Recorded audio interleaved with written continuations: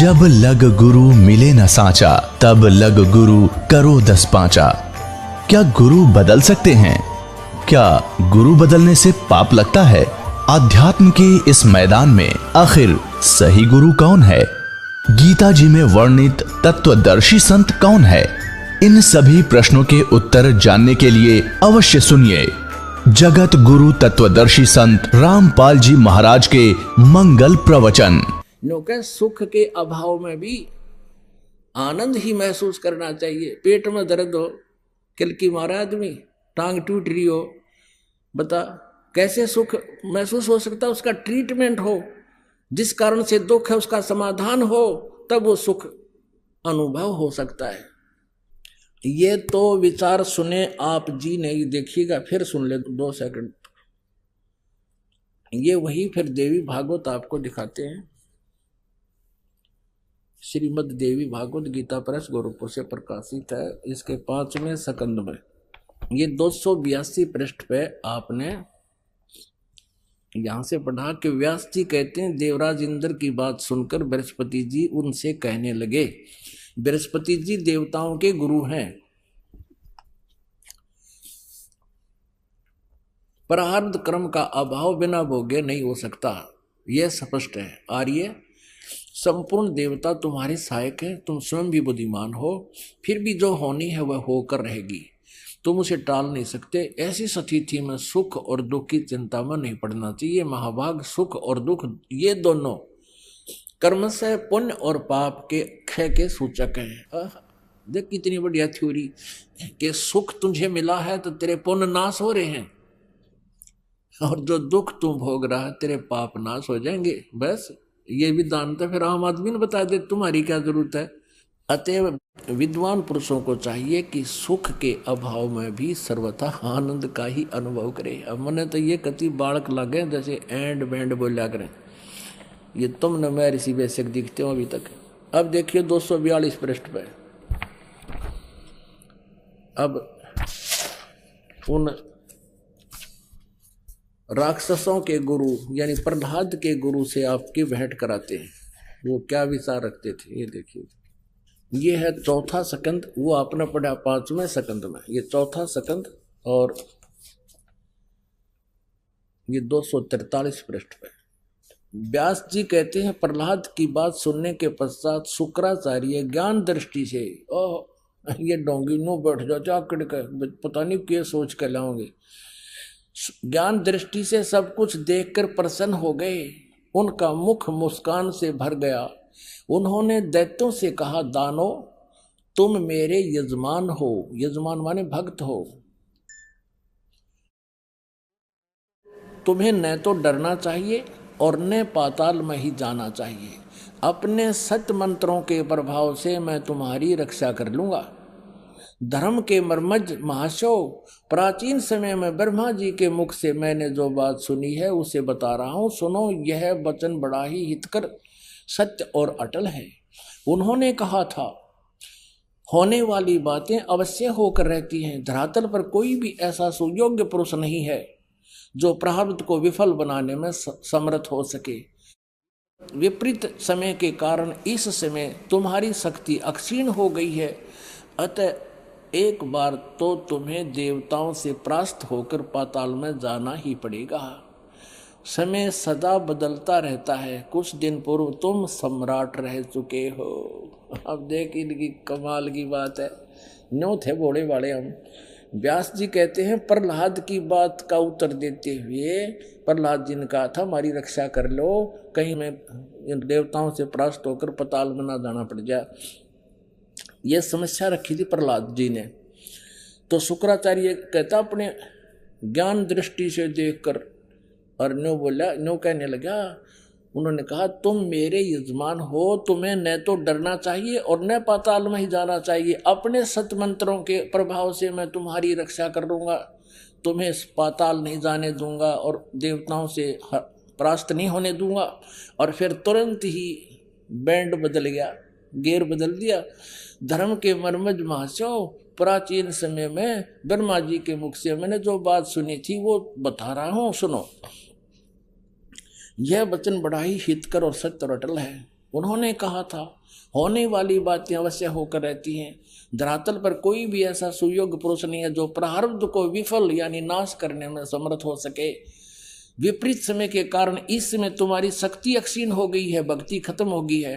अतः एक बार तो तुम्हें देवताओं से परास्त होकर पाताल में जाना ही पड़ेगा। अरे यहाँ के गया था ये पेड़ देख, तुम्हें डरना नहीं चाहिए, पाताल में नहीं जान दूंगा, अपने सत मंत्रों के प्रभाव से मैं तुम्हारी रक्षा कर दूंगा। और फिर ने कहा देख एक बार तो जाना ही पड़ेगा, फिर तू टट्टू कर देगा बता। ये बका रहे थे हम नाचते ही, मैं ऋषि की पदवी पा रही है और गुरु बन रहे। निरंजन धन तेरा दरबार, निरंजन धन तेरा दरबार, जहाँ पर तनिक ना न्याय विचार, जहाँ पर तनिक ना न्याय विचार। वैसा ओढ़े मूल मूल खासा, गल मोतियों के आर, वैसा ओढ़े मूल मूल खासा, गल मोतियों के हार। पतिव्रता को मिले न खादी, सूखा नरस आहार, निरंजन धन तेरा दरबार, निरंजन धन तेरा दरबार, जहाँ पर तनिक ना न्याय विचार। इन पाखंडी की पूजा जग में संत को कहें लबाड़े, पाखंडी की पूजा जग में संत को कहें लबाड़। अज्ञानी को परम विवेकी, ज्ञानी को मूढ़ गवार, निरंजन धन तेरा दरबार, जहाँ पर तनिक न न्याय विचार। कह कबीर सुनो भाई साधो, या सब उल्टा व्यवहार। कहे कबीर सुनो भाई साधो, या सब उल्टा व्यवहार। सच्चों को तो ये झूठा बतावे, इन झूठों का एतबार, निरंजन धन तेरा दरबार, निरंजन धन तेरा दरबार, जहाँ पर तनिक ना न्याय विचार। अपनात्माओं आपको वेद दिखाते हैं। वेद क्या बताते हैं कि परमात्मा घोर पाप का भी नाश कर देता है प्रारब्ध के।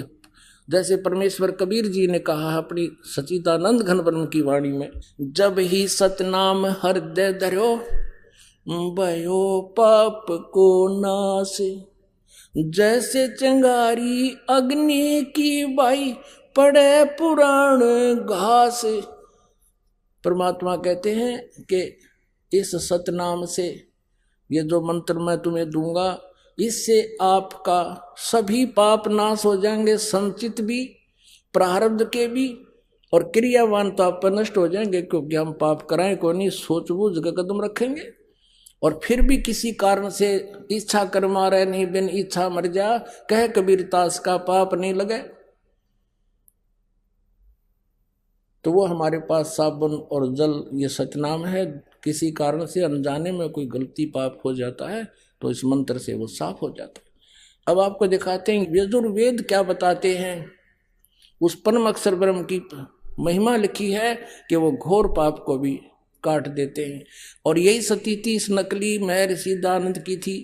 अब एक बात समझण की है पुण्यात्माओं, ये महर्षि दानंद आंडी पाक रहा था इस कलयुग में, और इसकी विचारधारा वही थी जो इन अन्य ऋषियों की थी जिनको वो रिजेक्ट करना चाहता था। ये देखिएगा उनके अनुभव, उसके सारे जीवन में जो उसने किया और सोचा और समझा, वेदों को सत्यार प्रकाश में लिख गया। ये थोड़ा सा दिखाएंगे एक झलक। ये सत्यार प्रकाश है, महर्षि दानंद सरस्वती द्वारा लिखा गया। ये कहाँ से छपा है, किसने प्रकाशित किया है? इसमें ये देखो वेदों की मोहर लगा रखी है कि मैंने इन वेदों आदि सभी सदग्रंथों से प्रमाण लेकर इस सत्यार प्रकाश की रचना की है। महर्षि दानंद कह रहा है वेद आदि विविध सद शास्त्र प्रमाणै संविनतः श्रीमद परमहंस परिव्राजक आचार्य महर्षि दयानंद सरस्वती स्वामी विरचित। महर्षि दयानंद के द्वारा ये वेद आदि सभी सदग्रंथों से के प्रमाणों से लिखा है। इसमें जो लिखा वेदों अनुसार है, ये इनका कहने का ये भाव है। और ये यहाँ से प्रकाशित है। और छपा कहाँ से है? आचार्य प्रिंटिंग प्रेस, दयानंद मठ, गोहाना मार्ग रोहतक से।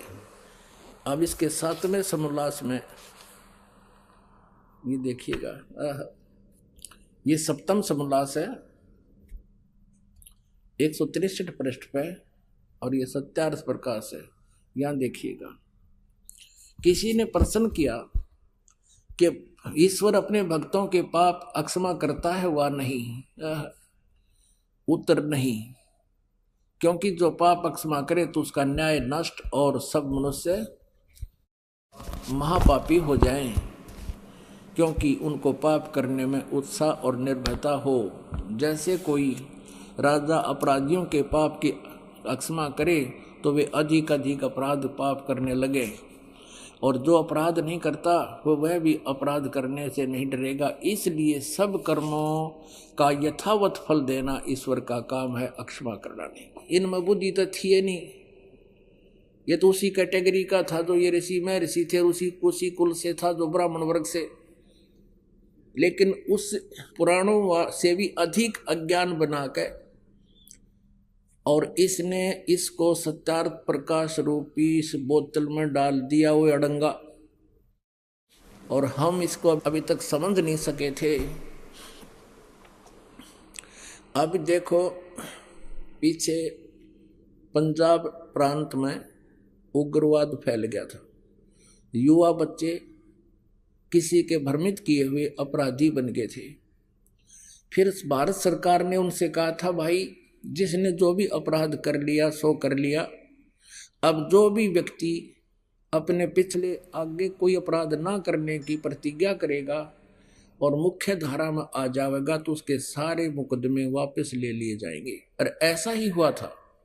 और उसके बाद देखो कैसी शांति होगी। तो इसकी किसी आधार से भी थ्योरी ठीक नहीं। ये कहता है कि यदि कोई राजा अपराधी का अपराध अक्षमा कर दे तो कोई नहीं डरे, दूने पाप करेंगे। देखो, आध्यात्मिक मार्ग ऐसा ही है। अनजानपने में जिससे जो गलतियां होगी वो उन बच्चों जैसी थी जो उग्रवाद में शामिल हो गए थे अनजानपने में, और फिर उनको उसका पता लग गया कि तो गलत काम हो गया, वो मुख्य धारा में आ गए, फिर शांति होगी, वो फिर सभ्य समाज में आ गए और सभ्य बन गए। इसी प्रकार हम सभी अज्ञानतावश जो भी पाप कर लिया, किसी ने मांस खा लिया, चोरी कर ली, जारी कर दी, कोई और गलतियां होगी, वो अज्ञानता से और किसी के कुसंग से होगी। अब हम फिर मुख्य धारा में आ जाएंगे, भगवान हमारे सारे मुकदमे वापस ले लेगा। जब ही सतनाम हृदय धरो, भयो पाप को नासे, जैसे चिंगारी अग्नि की, भाई पड़े पुराने घासे। और ये तो इसका प्रैक्टिकल ये भी झूठा हो गया इस संसारिक दृष्टिकोण से जिसने इसने उदाहरण दिया। और अब वेद फेल करेंगे इनकी अज्ञानियों की थ्योरी को। वेद बताते हैं कि परमात्मा घोर पाप का भी नाश कर देता है। ये देखिएगा, ये जरूर।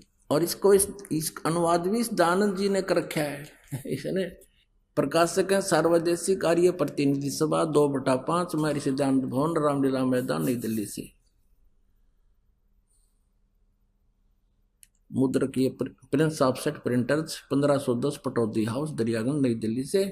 और महर्षि दयानंद सरस्वती कृत इसका अनुवाद किया इसने। यही the not writer of the Vedas, ये वेदों का लेखक नहीं है, वेदों का अनुवाद करता है महर्षि दयानंद ओनली। अनुवाद में भी इसने, ये देखिएगा 8वें अध्याय का 13वां मंत्र, ये है अध्याय 8 यजुर्वेद, 8वां अध्याय 241 पृष्ठ पे। यहाँ पर है ये 13वां मंत्र, और इसका अनुवाद इन्होंने किया है यहाँ पर 242 पृष्ठ पे। यजुर्वेद ये 242 पृष्ठ पे ये अर्थ है, हे सब के उपकार करने वाले मित्र आप। ये मित्र का अर्थ इसने उलझाने के लिए लिखा या परमेश्वर के लिए है। इसने सत्यार्थ प्रकाश में खुद कहा है प्रथम अध्याय में कि सबका सबसे हितकारी होने के कारण और हितैषी होने के कारण परमेश्वर का नाम मित्र है। तो हम यहाँ परमेश्वर कहेंगे, हे सबके उपकार करने वाले परमेश्वर, दान देने वाले के अपराध के विनाश करने वाले हो। यानी जो दान देता है उसके प्रारब्ध में जो पाप हैं उनका नाश कर देते हो। यानी कुछ ऐसे पाप हैं जो दान से नष्ट होते हैं, कुछ ऐसे पाप हैं जो अपनी सेवा से साफ होते हैं, कुछ ऐसे पाप हैं स्वाध्याय से साफ होते हैं, नाश होते हैं, कुछ ऐसे पाप हैं जो सतनाम से ही, जो किसी से भी ना हो फिर सतनाम से होते। तो यहाँ लिखा है कि दान देने वाले के अपराध के विनाश करने वाले हो। वेद बता रहे हैं भगवान की महिमा। साधारण मनुष्यों के किए हुए अपराध, एनस्य मन अपराध के विनाश करने वाले हो, अक्षमा करने वाले हो, और पिता के किए हुए विरोध आचरण के अच्छे प्रकार हरने वाले हो, नाश करने वाले हो। क्योंकि एवं जन्म माने नाश करना, और आत्म करते से अपने किए हुए एनस्य माने पाप के, अवजन माने दूर करने वाले हो, नाश करने वाले हो, अवजन माने विनाश करने वाले हो। एनस एनस अधर्म के यानी घोर पाप के नाश करने हारे हो। और हो जानता हुआ मैं कुछ भी अधर्म आचरण किया करता हूँ वा करूँ। ओह, वे तो कहते पहले जो कर चुके और अब कर रहा हूँ और आगे भी जो करूँगा, अनजान पने में तो जो कुछ भी किया करता हूँ करूँ, उस सब का एनस माने पाप का, दुष्ट आचरण नहीं, एनस से हम ही सब कुछ पढ़ सकते हैं, इसको भी पढ़ सकते हैं संस्कृत को, क्योंकि नागरी लिपि है। एनस माने पाप है, तो कहते हैं उस सर्वस्य माने सब, एनस माने पाप के, अवैधन माने नाश करने वाले आप हैं। परमात्मा कहा करते थे, गुरु बिन वेद पढ़े जो प्राणी, समझे न सार रहे अज्ञानी। अपने आत्माओं, ना तो व्यास जी को ज्ञान, ना ब्रह्मा जी को ज्ञान वेदों का, नहीं तो ये भाषा कैसे कहता। जो शुक्राचार्य जी कह रहे हैं कि मैंने ब्रह्मा जी से सुना था कि कोई भी पाप कर्म का नाश, प्रारब्ध का नाश नहीं कर सकता, जो दुख है वो भोगना पड़ेगा। और ना बृहस्पति जी को ज्ञान। हरिश नकली में ऋषिदानंद को तो था कहीं तो बांग पिए पड़ा रहा करता, दड़ी दूध पीवर दंड पे लिया करता। अपने आत्माओं, इनको गुरु नहीं मिले। कौन से गुरु? गीता जी अध्याय नंबर 4 के श्लोक नंबर 34 में कहा है, गीता ज्ञानदाता कहता है कि अर्जुन, परमात्म ज्ञान को, उस तत्व ज्ञान को जो परमात्मा के विषय में जानकारी जिसमें दी गई है, उस तत्व ज्ञान को तू तत्वदर्शी संतों के पास जाकर समझ, और वो तुझे परमात्मा का ज्ञान बतावेंगे। यजुर्वेद अध्याय नंबर 40 के श्लोक नंबर 10 में कहा कि कोई तो परमात्मा को निराकार बताता है, जो जन्म नहीं लेता, असंभवात। कोई उसको संभवात कहता है कि वो अवतार रूप में जन्म लेता है। तो परमात्मा का यथार्थ ज्ञान तत्वदर्शी संत बताते हैं, उनसे सुनो। यानी गीता ज्ञानदाता वही है, वेद ज्ञानदाता भी वही ब्रह्म है। वो कहता है कि मैं उस अध्यात्म ज्ञान से पूर्ण परिचित नहीं हूँ, उसको तो तत्वदर्शी संत बतावेंगे। वो जगत गुरु तत्वदर्शी संत बताते हैं, उनसे सुनो। और वो ना ब्रह्मा जी को मिले, ना व्यास जी को मिले, और ना बृहस्पति जी को मिले, ना शुक्राचार्य जी को मिले। तो क्या बताते हैं परमात्मा? इसलिए ये वेदों से अपरिचित रहे। गुरु बिन वेद पढ़े जो प्राणी, समझे न सार रहे अज्ञानी। गुरु बिन काहू न पाया ज्ञाना, जो थोथा बुस छड़े मूड किसान। अब क्या बताते हैं? युगन युगन की वासना, उई इकट्ठी आने। निर्मल कैसे होवेगा तेरा, वो संत लगे ना कान। अब परमात्मा क्या बताते हैं? समझा है तो सिर धर पाओ, बहुर नहीं रे ऐसा दाव। ये संसार समझदा नाई, कहंदा श्याम दोपहरे नू, गरीब दास ये वक्त जात है, रोओगे इस पहरे नू। बोलो सतगुरुदेव। पूर्ण ब्रह्म परम अक्षर ब्रह्म सारी सृष्टि के रचनार कबीर परमेश्वर जी की असीम कृपा से आप जी ये सत्संग सुनने के लिए पहुंच पाए। जिस पुण्यात्मा पर परमात्मा की विशेष कृपा होती है, जो युगों युगों के पुण्य कर्मों से युक्त होता है, वही प्राणी संतों के दर्शनार्थ पहुंच पाता है। परमात्मा कहते हैं, कबीर दर्शन संत का, परमेश्वर आवे याद, लेखे में वाहे घड़ी ही, बाकी का समय बर्बाद।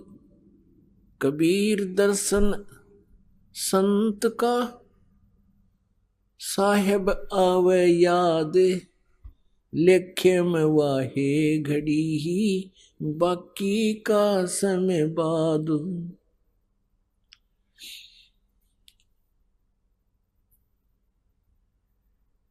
परमात्मा बताते हैं कि जब आप संतों के पास जाते हो,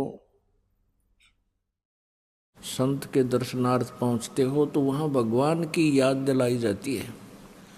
कबीर दर्शन संत का, मुख पे बसे सुहाग,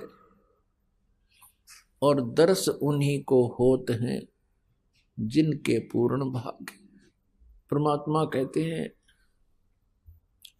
सूता संत जगाइए,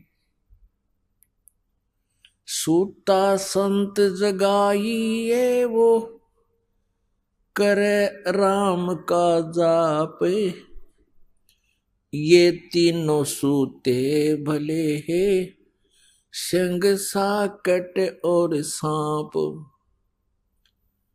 परमात्मा कहते हैं, साधु संत भक्त को यदि आप सूता जगाते हो तो वो शुक्र मनाता है, क्योंकि साधु संत मजबूरी में नींद लेते हैं।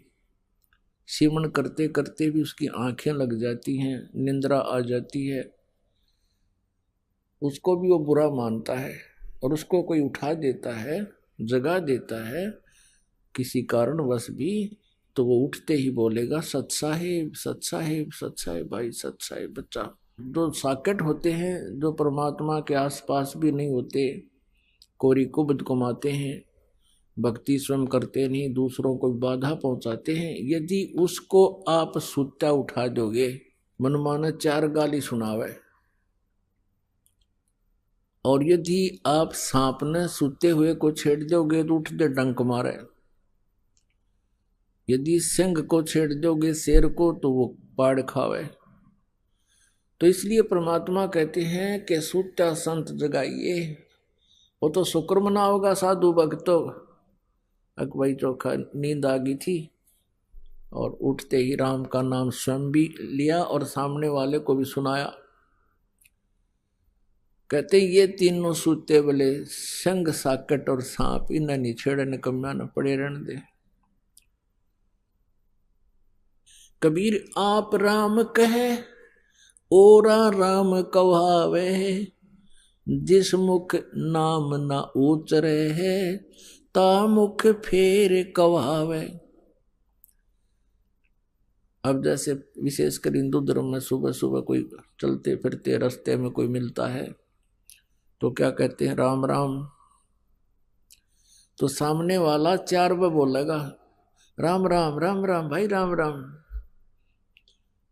अब एक तो उसने याद दिवाई, फिर वो भी अगला 2-3 बार बोला तो याद रहेगा वो परमात्मा का, उसकी याद ताजा हो जाती है।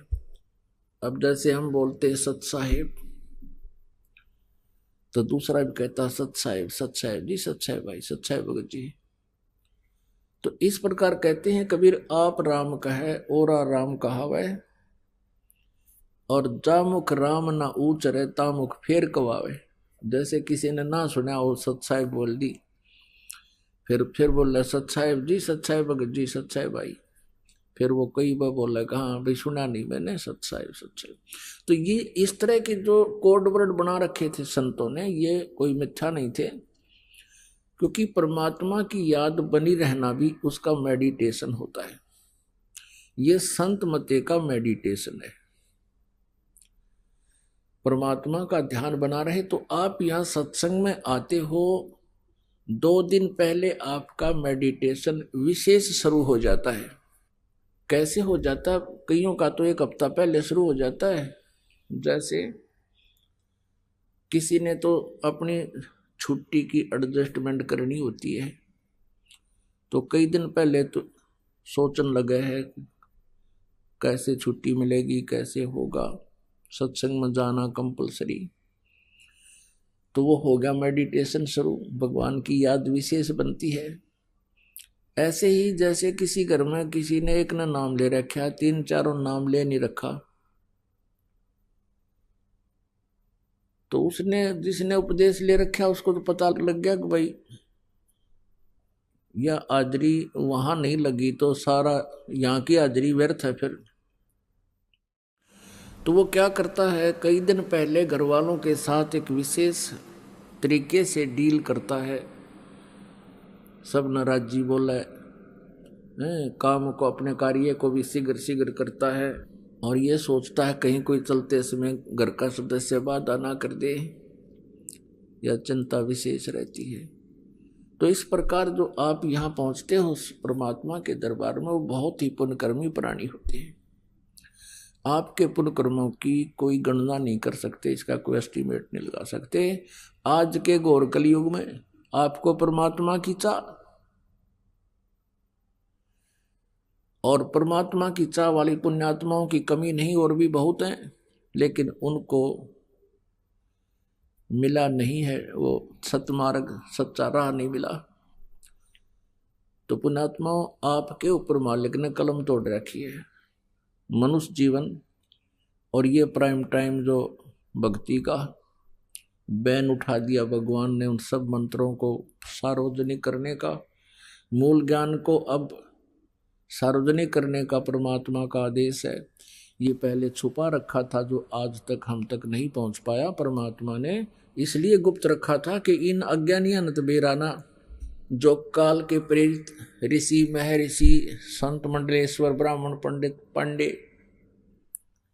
और ये रोज वेद पढ़े, नित्य पाठ गीता जी का करें, सब अध्याय करते हैं, और पुराणों की गठड़ी बांधे फिरें, इन कह का पता नहीं। इसलिए यदि ये ज्ञान पहले डिस्क्लोज हो जाता, आज से 50-100 वर्ष पहले, 200 वर्ष, 600 वर्ष पहले, तो ये नकली संत पंथ वाले भी इसी ज्ञान का ढोल पीटते हुए मिलते, मुनादी करते पाते।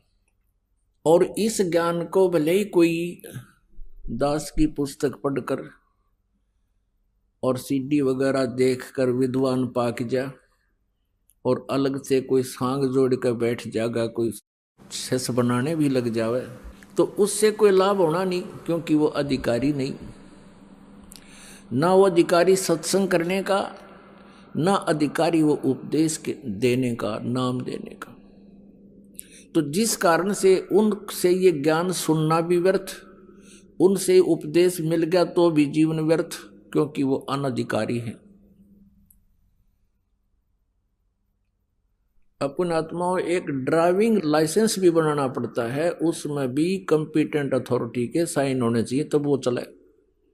और हमने जीवन का सौदा करना, अरे डुप्लीकेट बनवाए फिर हम लाइसेंस, ये नाम लिए फिर नकलियों से, तो जीवन व्यर्थ हो रहा आपका। लेकिन ये कब पता चलेगा? जब इसका निरीक्षण होगा।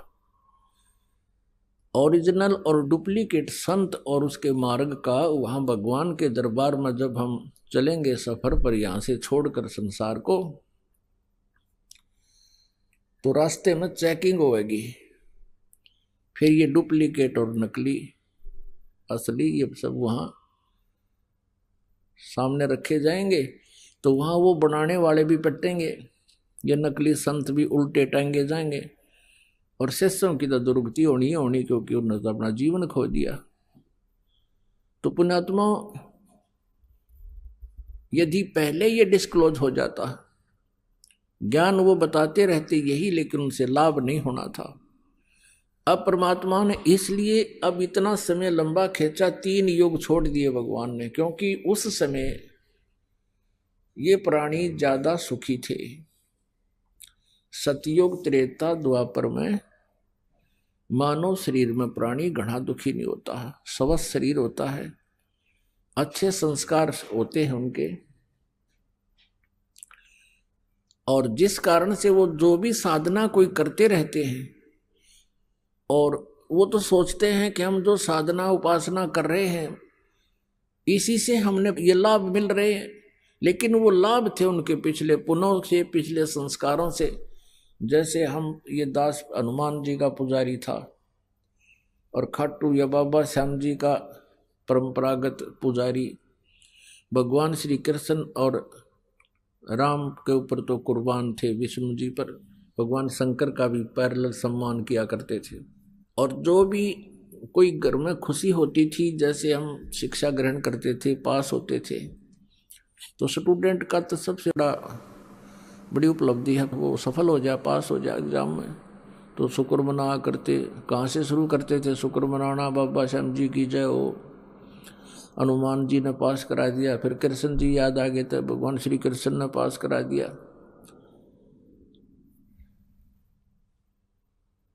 फिर जैसे सर्विस प्राप्त हुई तो भगवान विष्णु की बाबा श्याम जी ने यानी भगवान शंकर ने बड़ी दया कर दी।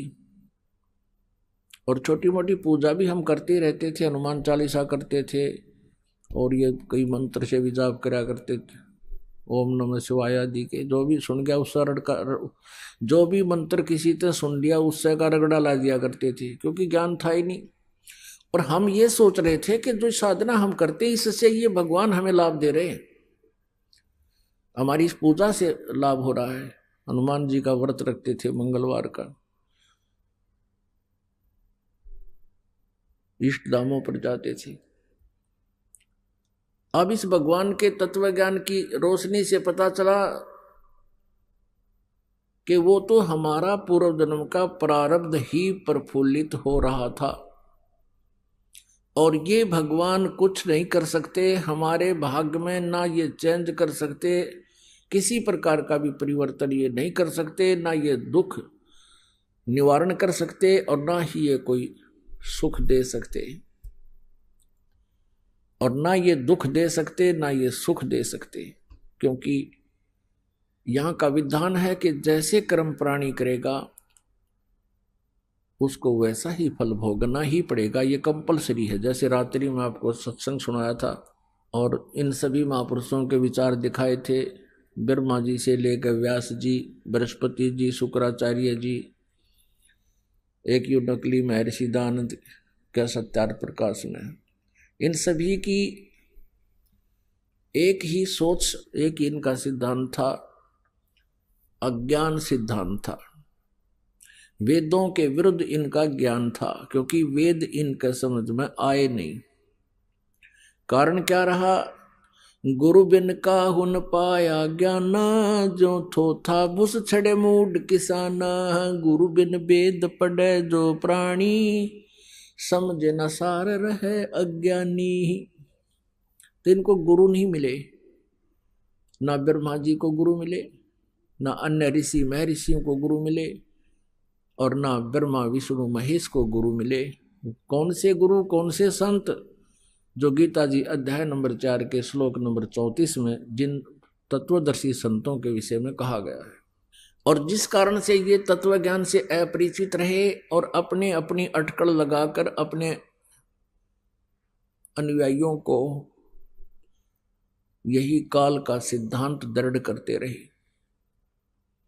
काल का सिद्धांत क्या है कि जैसे कर्म जो करेगा वैसा ही भोगना पड़ेगा। और दयाल का सिद्धांत है, उस कबीर परमेश्वर का विधान है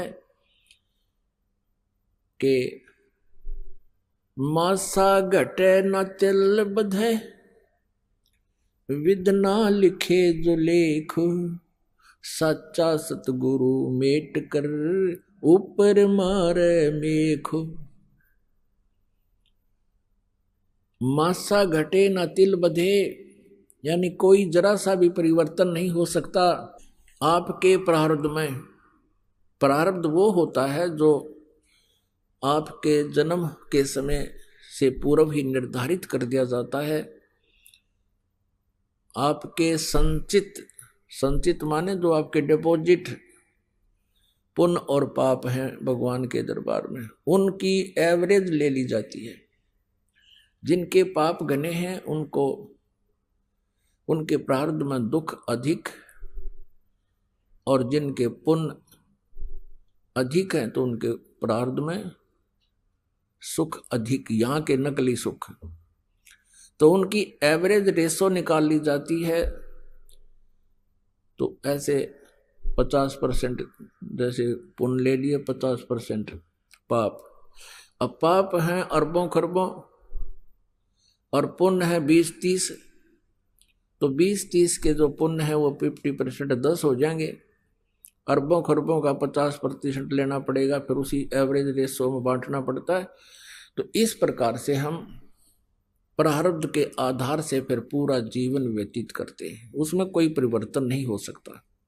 हाँ, फिर तत्वदर्शी संत मिल जाते हैं, कबीर परमेश्वर का जो कृपा पात्र संत या परमेश्वर स्वयं आते हैं, केवल उसी समय ही ये परिवर्तन संभव होता है। उसके लिए कहा कि मासा घटे न तिल बधे, मासा 1 ग्राम से भी कम होता था। मासा घटे न तिल बधे, विधना लिखे जो लेख, और सच्चा सतगुरु मेट कर ऊपर मार दे मेख। मेख मीन फॉरएवर खत्म कर दे आपके उन प्रारब्ध के अंदर संकटों को, जो पाप आपकी किस्मत में लिखे हुए थे उनको क्रॉस कर दे और फॉरएवर साइन मार दे कि अभी तूने नहीं भोगने होंगे। तो जिस कारण से हम वो तत्वदर्शी संत ना मिलने से ये सभी ऋषि महर्षि ब्रह्मा विष्णु महेश तक विचलित रहे। इनको आज तक भगवान का पता नहीं परमात्मा कौन है।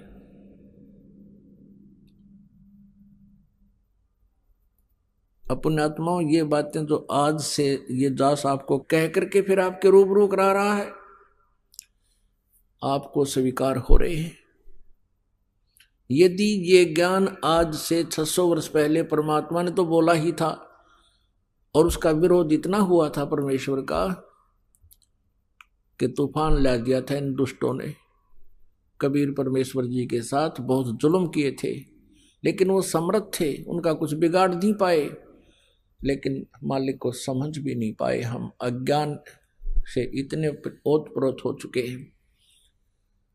तो आज से 600 वर्ष पहले ये बात कह दे जो दास ने अब आपके सामने बोला है कि ब्रह्मा विष्णु महेश और दुर्गा तक को पूर्ण ज्ञान नहीं है, ब्रह्म भी इनकम्प्लीट ज्ञान रखता है, गीता ज्ञान दाता भी पूरा जो है ना संपूर्ण अध्यात्म ज्ञान नहीं है इनको।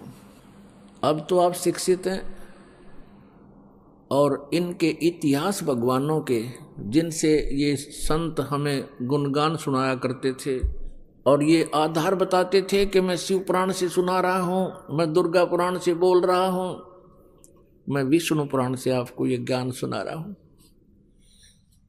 तो हमारे पूर्वज जो अशिक्षित थे, संस्कृत भाषा नहीं जानते थे, और ये काल के दूत, ये केवल एक संस्कृत भाषा अवश्य जानते थे, लेकिन अध्यात्म ज्ञान से अपरिचित थे। ये गुरु ब्राह्मण जो गुरु पद पर होते हैं वही ब्राह्मण होते हैं, आम व्यक्ति ब्राह्मण नहीं है, चाहे उसने बेसिक फीत ब्राह्मण की ला रखी है। मेरे दादा गुरुजी छावला गांव है दिल्ली में, छावला गांव के जाट थे, किसान, और 15-16 वर्ष की उम्र में वो एक संत, कबीर पंथी संत, गरीबदास जी संत के शिष्य हो गए, घर त्याग कर चले गए। फिर उन्होंने काशी विद्यापीठ से, उनके गुरुजी ने उनको काशी विद्यापीठ में शिक्षा के लिए भेज दिया। वहां से वो 4 विषय के आचार्य बन गए। तो उनको पंडित चिदानंद नाम से जाना जाने लगा। जाट होते हुए, किसान होते हुए भी वो पंडित कहलाए। और मेरे पूज्य गुरुदेव जी वो ब्राह्मण जाति से थे, इस परंपरागत ब्राह्मण जाति से। हरियाणा में जिला भिवानी चरखी दादरी के पास एक बड़ा पैंतावास गांव है। वहाँ के इस ब्राह्मण वर्ण में उनका जन्म था। उनको भी, वो भी 17-18 वर्ष की आयु के थे। खेतों में पशु चरा रहे थे, गायें चरा रहे थे। वहाँ एक गरीबदासी संत उनको मिल गए, कबीरपंथी, और उन्होंने उनको वो अध्यात्म ज्ञान से परिचित कराया। तो वो मेरे जो पूज्य गुरुदेव जी थे वो ब्राह्मण होते हुए अपने आप को ब्राह्मण नहीं कहते थे, क्योंकि वो कहा करते थे हम ब्राह्मण नहीं हैं, हम संत हैं, हम भक्त हैं, और जिस वर्ण में हमें जन्म लिया है ये वर्तमान वाले ब्राह्मण नहीं है। ब्राह्मण वो ऋषि, महर्षि थे जो हमारे पूर्वज थे। वो परमात्मा से विशेष परिचित थे, जितना भी उनको ज्ञान था। हमारे जो दादा गुरुजी थे वो जाट होते हुए भी अपने सामने लिखा करते पंडित चिदानंद। तो पुण्यात्माओं, जो ब्राह्मण हैं वो गुरु पद पर होते हैं। ब्राह्मण कहो, गुरु कहो, विद्वान कहो। तो ये नकली ब्राह्मणों ने, जिनको स्वयं ज्ञान था नहीं, दुनिया भ्रमित कर डाली, भूत बना दिए, फिर इन पर श्राद्ध निकलवाएं, उनके लिए कहा जाता है कि उन्होंने पूरे मानव समाज को परमात्मा से कोसों दूर कर दिया, मिसगाइड कर दिया, इनको ज्ञान नहीं था। अब इस कंसेप्ट को थोड़ा सा क्लियर करना पड़ेगा, नहीं तो फिर ये बात गले नहीं उतरे। क्योंकि प्रत्येक सत्संग में श्रोता बदलते रहते हैं। पुण्यात्माओं, ये सत्यनारायण कथा आपको सुनाई जा रही है। पहले हम सत्यनारायण कथा किसको मानते थे? भगवान विष्णु जी के जीवनी को, जीवन चरित्र को कोई सुनाता था तो उसको हम सत्यनारायण कथा कहा करते थे। यानी अविनाशी परमात्मा की कथा। सत्यनारायण माने सत्य साहिब, हम उसे सत्य पुरुष बोलते हैं। सत्य पुरुष कहो, सत्य नारायण कहो, और सत्य साहिब कहो। तो ये नकली जो है, डुप्लीकेट अज्ञानी, इस विष्णु जी को सत्यनारायण कहा करते थे, अविनाशी परमात्मा कहा करते थे। और इसी कथा से हमें कहा करते थे कि तुम्हें सत्यनारायण की कथा सुना रहे हैं। पुण्यात्माओं, सत्यनारायण की कथा आपको अब सुनाई जा रही है, वो सत्यनारायण कथा नहीं थी। उन्होंने आपको मिसगाइड कर रखा है। अब देखिएगा, अब देवी पुराण, श्री देवी पुराण इसका सारा समाधान कर देती है। और यही पवित्र पुराण पवित्र हिंदू धर्म के अनुयायी शिरोधार्य मानते हैं, इनमें जो लिखा है वो सत्य मानते हैं। तो आज उस सत्य को हम स्वयं पढ़ रहे हैं और परिचित हो रहे हैं। और उन अज्ञानियों ने जो दंत कथा सुना रखी थी, लोकवेद, वो आपके पास है ही। तो दोनों का निर्णय हो जाएगा कि वो सच्चा कौन, झूठा कौन। अब आपको दिखाते हैं श्रीमद् देवी भागवत, गीता प्रेस गोरखपुर से प्रकाशित, जिसमें श्री विष्णु जी स्वयं स्वीकार करते हैं कि हम नासवान हैं, हमारा जन्म और मृत्यु होता है। और ये अज्ञानी ऋषि, महर्षि ये बताया करते थे कि ब्रह्मा विष्णु महेश तो अजरो अमर हैं, अविनाशी हैं, इनका कोई माता पिता नहीं है। ये लोकवेद सुनाया करते थे। इनको अपने सिलेबस का भी ज्ञान नहीं था, तो ये काहे के टीचर थे। देखिएगा श्रीमद् देवी भागवत, ये है गीता प्रेस गोरखपुर से प्रकाशित है।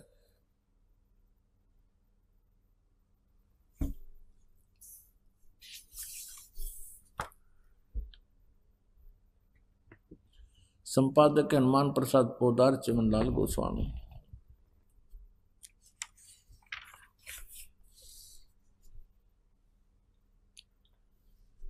प्रकाशक एवं मुद्रक हैं गीता प्रेस गोरखपुर, गोविंद भवन कार्यालय कोलकाता का संस्थान।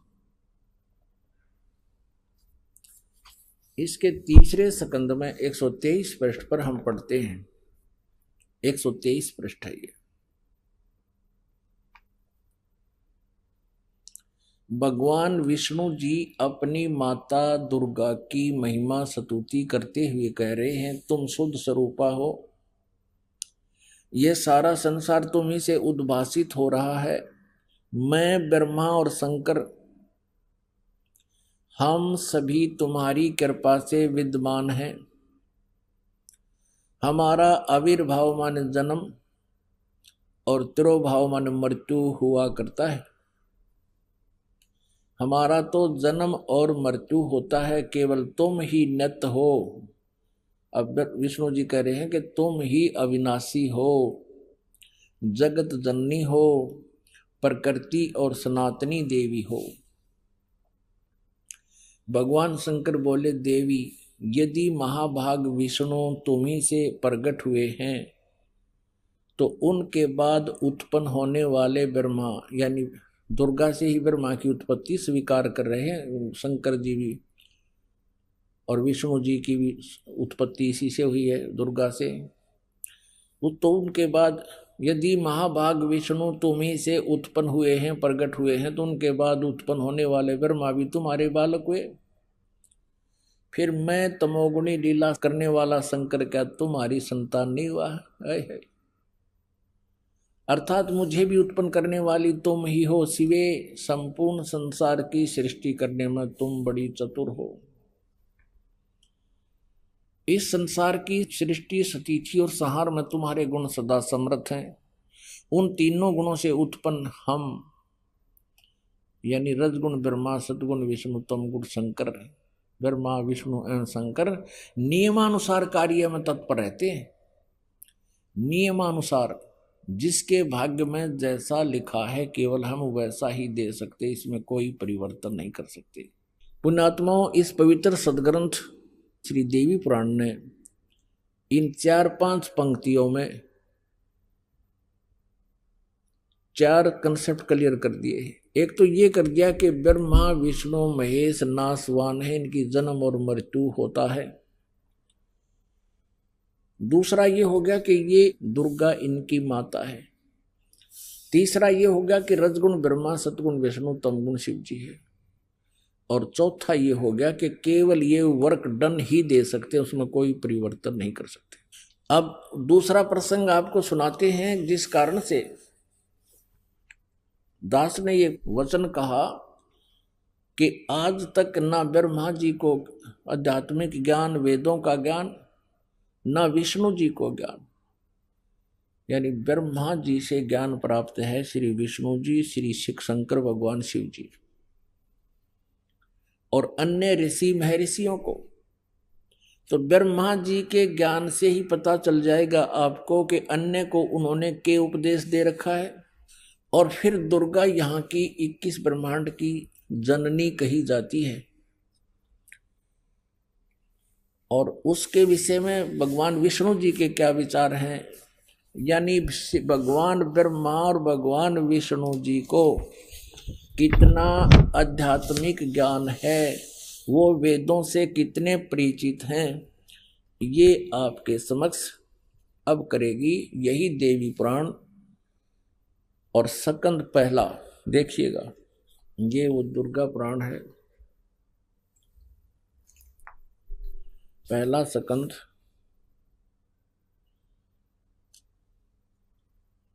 28 पृष्ठ पे नारद जी और व्यास जी का आपस में संवाद हुआ और व्यास जी ने नारद जी से प्रश्न किया कि कौन देव पूज्य है।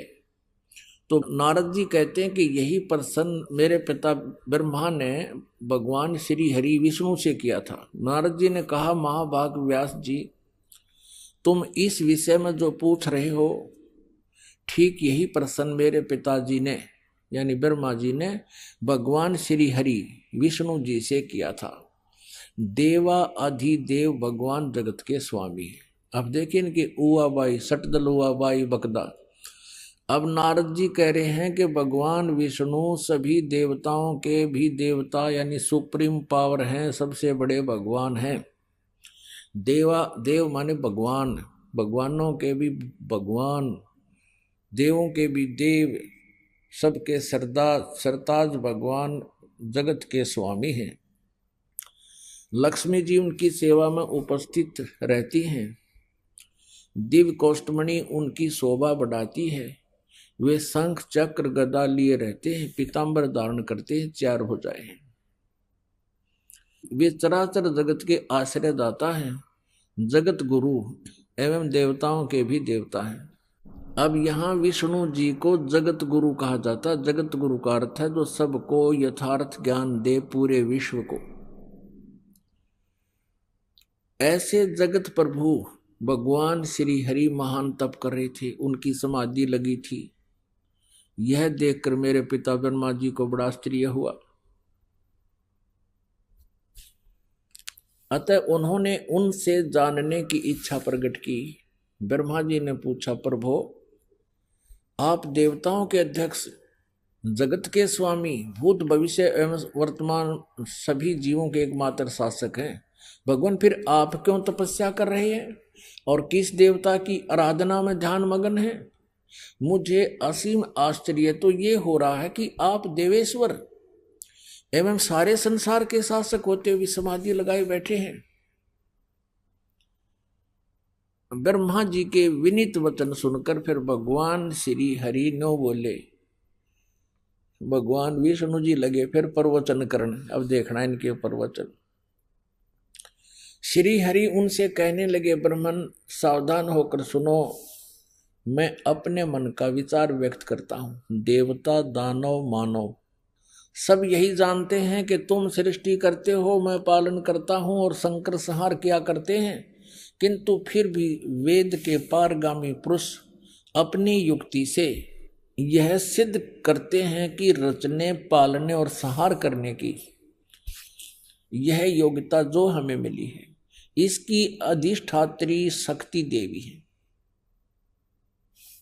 वे कहते हैं कि संसार की सृष्टि करने के लिए तुम राजसी शक्ति का संचार हुआ है, यानी रजगुण ब्रह्मा जी है, और मुझे सात्विक शक्ति मिली है, यानी सतगुण विष्णु जी, और रुद्र में तामसी शक्ति का आविर्भाव है, यानी शंकर भगवान जो है ये सत्तम गुण युक्त है। उस शक्ति के अभाव से तुम इस संसार की सृष्टि नहीं कर सकते, मैं पालन करने में सफल नहीं हो सकता, और रुद्र से संहार कार्य होना भी संभव नहीं। ब्रह्मा जी हम सभी उस शक्ति के सहारे अपने कार्य में सदा सफल होते आए। सुवर्त प्रत्यक्ष और परोक्ष दोनों उदाहरण मैं तुम्हारे सामने रखता हूं, सुनो। यह निश्चित बात है कि उस शक्ति के अधीन होकर ही मैं इस शेष नाग की सैया पर सोता और सृष्टि करने का अवसर आते ही जाग जाता हूं। मैं सदा तप करने में लगा रहता हूं। उस शक्ति के शासन से कभी मुक्त नहीं रह सकता। कभी अवसर मिला तो लक्ष्मी के साथ सुखपूर्वक समय बिताने का सौभाग्य प्राप्त होता है।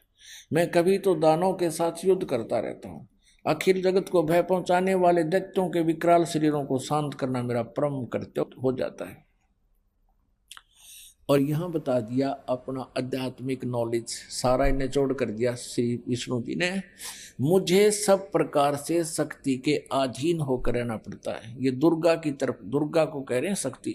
आइए अब हम उन श्रद्धालुओं के अनुभव जानते हैं जो जगत गुरु तत्वदर्शी संत रामपाल जी महाराज जी से दीक्षा प्राप्त कर चुके हैं तथा उनके द्वारा बताए गए भक्ति मार्ग पर चल रहे हैं। सर नमस्कार। नमस्कार सर। क्या नाम है आपका? मेरा नाम रोशन लाल है सर। रोशन लाल जी कहाँ से हैं आप? मैं डिस्ट्रिक्ट यमुनानगर, तहसील रादौर, गांव गुंदियाना से आया हूँ जी। सर संत रामपाल जी महाराज से नाम दीक्षा लेने से पहले आप क्या भक्ति साधनाएं करते थे? संत रामपाल जी से नाम दीक्षा लेने से पहले जी मैं सभी देवी देवताओं की पूजा करता था, पितरों को पूजते थे और हरिद्वार कावड़ लेने भी जाते थे जी। ऐसे ही हम ये साधना करते थे जी। सर जैसा कि आपने बताया कि हिंदू धर्म में प्रचलित आप वो तमाम साधनाएं कर रहे थे, जैसे कि कावड़ लेकर आना, शिव पर जल चढ़ाना, तो आपसे हम ये जानना चाहेंगे कि फिर आप संत रामपाल जी महाराज जी से कैसे जुड़े?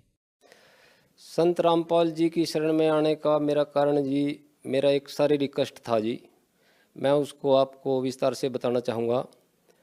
मैं सन 2011 में मैंने गांव से बाहर एक मकान बनाया था सर।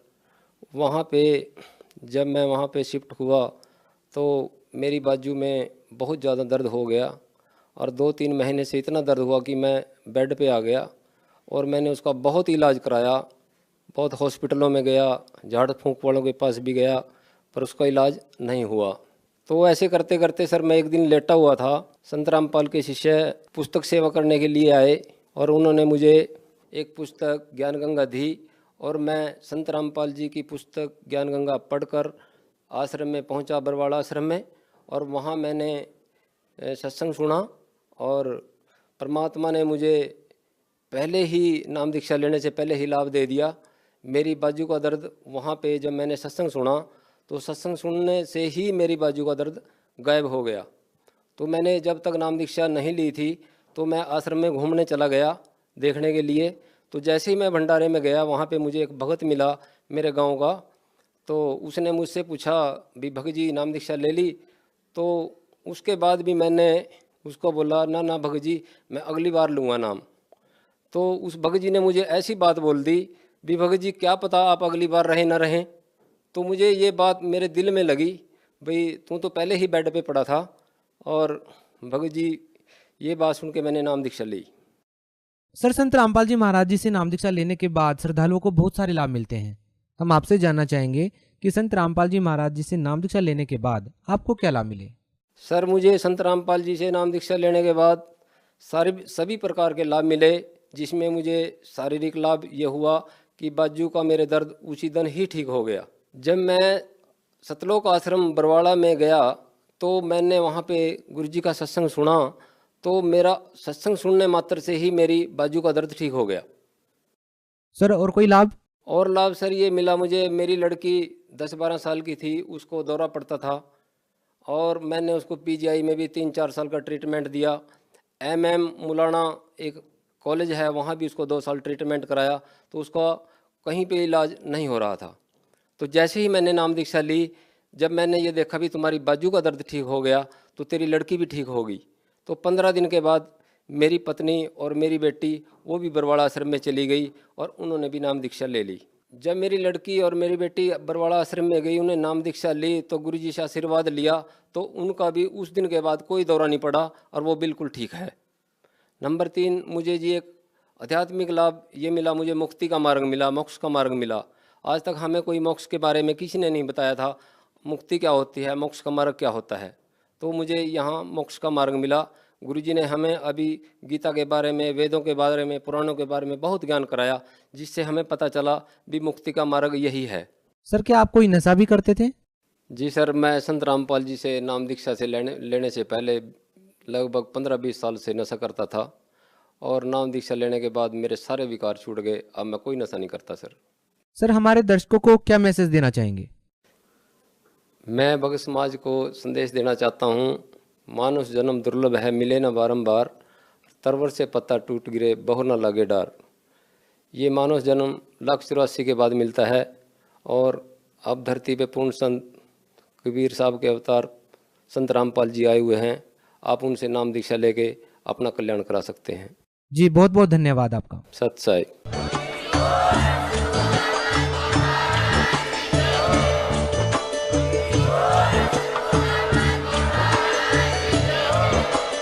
आप सुन रहे थे जगत गुरु तत्वदर्शी संत रामपाल जी महाराज जी के मंगल प्रवचन। अधिक जानकारी के लिए विजिट कीजिए हमारी वेबसाइट www.jagatgururampalji.org। संत रामपाल जी महाराज जी के शुभ आशीर्वाद से पूरे विश्व भर में 500 से भी ज्यादा नाम दीक्षा केंद्र हैं, जिन पर संत रामपाल जी महाराज जी द्वारा ऑनलाइन निशुल्क नाम दीक्षा दी जा रही है। अपने नजदीकी नाम दीक्षा केंद्र का पता करने के लिए संपर्क करें 8222880541।